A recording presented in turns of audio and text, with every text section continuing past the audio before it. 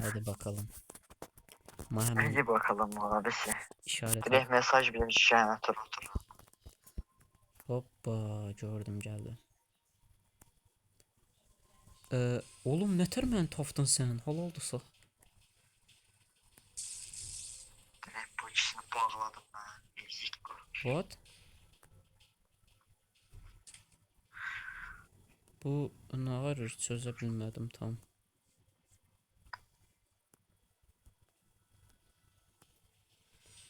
Tol adam məni nətər kaybetdi görərdin mənə. Gözün qabağında qoydu. Yani böyle bir şey demek embesil olmak lazımdı. Bu senede kalktı sanki karakter ekranı kaplayır. Ve damage yedi. Çünkü %100 oldum. Özü vurmadı, su vurdum ha. Valla karakter çok güçlüdür. Bir el bazara gönderdim. Təzədən gəlir ama. Deyəsən ma fake attı bu. Yani getmiş kimi edib sonra geldi.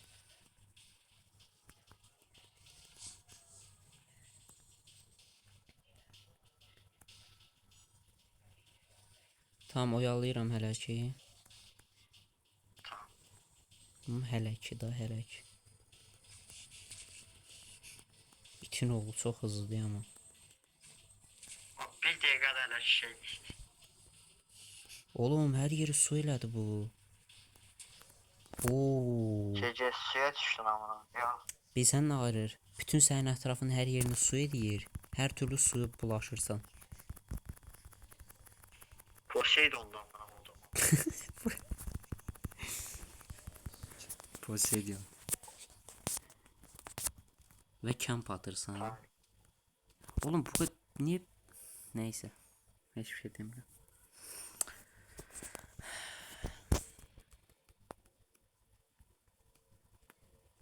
Oğlum iki jeneratör niye kalıftı? Ne garipsiz siz? Adam buna göre kamp atırdığına deyir siz jeneratörler böyle tez biteriz ben de kamp atarım.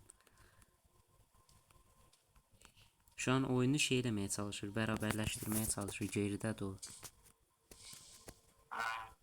Tamam geldim ben. Bro dikkatli ol. Her yeri su elədi. Kuruk çizir. Lootlar atılır. Bir tık dikkatli ol Tuğrul abi.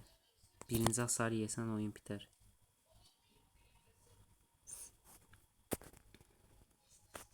Ulan burada tapansı olmalıydı bak.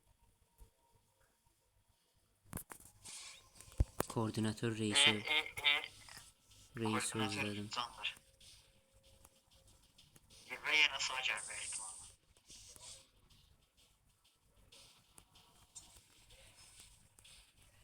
Kapsular eti.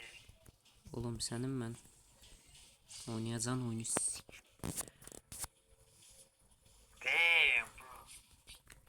Oğlum çok iğrenç oynuyor. Siz bunu şey edin. Direkt sözün kalsın. Opus beyblad. Oh shit.